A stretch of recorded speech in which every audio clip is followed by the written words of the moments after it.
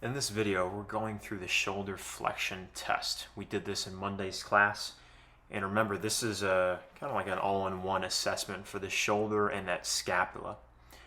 So what we're doing here, just to refresh, is we're positioning our body in a supine, so face up on the ground. My head is nice and relaxed, my shoulders are referencing the ground, and then the big one is that lower back is pinned to the ground, right? We don't want any gap between the low back and the ground, and then I'm positioning my arm, like I'm talking to my hand in that 90-degree elbow flexion position without any sort of deviation there from the midline, okay?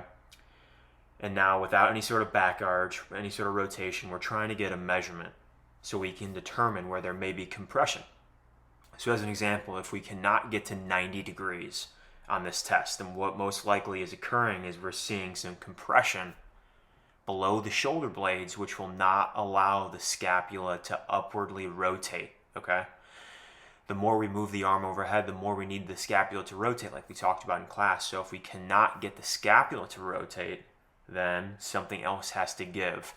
A compensation occurs, which may lead to injury.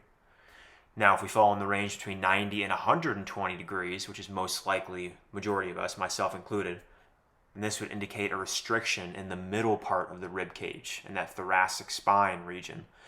This would mean that we are struggling to lengthen the tissues in the middle part of the rib cage that would allow the scapula to continue to rotate upwardly. Now, if you can get past 120 degrees, but not quite completely overhead in that 180-degree range, then we are seeing a limitation in the tissues in the upper part of our rib cage, upper part of that thoracic vertebrae region, which is like between the T2 and T4 area. The reason why there is a restriction is because the scapula is not able to tip back or posteriorly tip in order to continue to move the arm overhead towards that 180 degrees. If we have compression in this region, then the scapula is actually being pulled up, which is not allowing it to tip back.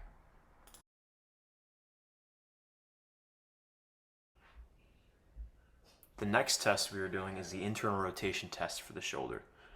This test is looking at the muscle tissues in the T5 to T7 region in the middle part of our thoracic spine. And with this test, we're seeing how well we can expand that area. What we're looking for is 70 degrees here with this test. It's important to measure, this test is important to measure the tightness on the front part of the body, especially our pecs. A lot of us are very tight in the pecs and in the front part of the shoulder. So what will happen with this is we will fail to get that 70 degrees of a range of motion that we're looking for in this test without the shoulder coming up. And that's why my hand is positioned, is trying to pin my shoulder to the ground, okay? If we're already starting in this slouch position and we're already hunched over and internally rotated, how can we get any more range of motion if we're already there? So the goal would be we need to start in a good neutral position and then try and get that full range of motion.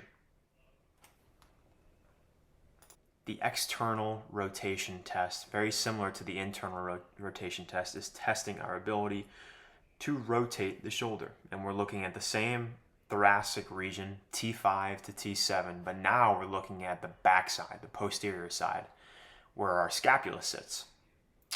And on this test, if we cannot get to 90 degrees, which would mean all the way to the ground, then we are most likely seeing compression in the tissues in that region, right, in that thoracic spine region, T5 to T7, that are not allowing us to expand. So those muscles back there are not expanding enough to get adequate rotation. Okay, what we're going to be showing here is the dumbbell bench press, and we showed this in class, but what we're looking for is just a position here on the flat bench. I want that lower back pinned to the bench as best you can, and I'm getting into a deep shoulder extension as I lower that dumbbell. Next one here is going to be that incline bench press. Okay, so with this, I'll have one of my athletes demoing it, and Jack is doing the same sort of tempo, that slow lowering, and then he's going to pause there at the shoulder and then press out. These are both working that those pec muscles and that anterior front part of the shoulder. Next one is going to be a pull-up, right? We talked about these a lot. We're working on the big muscle drivers of the back, the lat. We're working on a lot of these subscapular muscles there. This is another one we talked about a lot in class. This is going to be the pullover. Let's talk about what's going on again. As we go back, we're slowly, eccentrically loading or lengthening those muscles, especially in the pec and in the serratus anterior there on the posterior side of the body, to enhance this stretch, right? And this is more of a stretch that we're getting here. We can sink the hips, get more of a thoracic spine extension, okay, to get a deeper state of length there in some of those muscles. Half tall kneeling press, I'm showing it via this landmine setup. We showed it in class with the dumbbell, same things apply. We're really working on the shoulders there. I like the unilateral look. It just helps work more muscle imbalances. This one we didn't go over that much. This is going to be a chest supported row, so we're working a lot on the back muscles here, major back muscles around the scapula and the lat. The chest is going to be supported just so you don't get any other musculature involved. That doesn't need to be. Another great stretch, we didn't really hit on this one. This is going to be the crab extension, and we're just holding in this position, getting a deep stretch there in the pecs and the front part of the shoulder.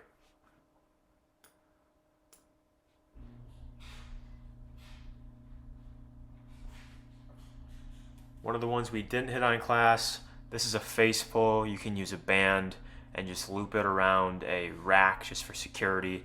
And we're just gonna keep high elbows and we're pulling that band up to the face. And you're working on the high areas of your thoracic spine, that T2 to T4 region, kind of like the upper trap area.